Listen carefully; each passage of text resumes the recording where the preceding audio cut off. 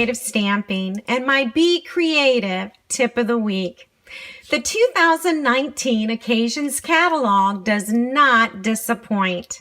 And today I have a quick tip on one of the products in the All My Love suite. It's actually found on page 5, and it's the Heart Epoxy Droplets.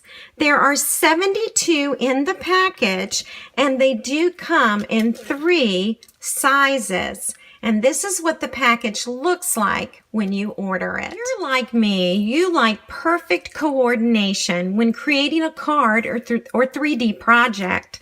And with these Heart Epoxy Droplets, you can have that. So I'm going to show you how to color these epoxy droplets in any color that you would like. I'm using one of our Stampin Blends. It happens to be the light Real Red, and I am going to use the brush tip. Now you can already see here that I've added 1 layer of color, and I did let it dry.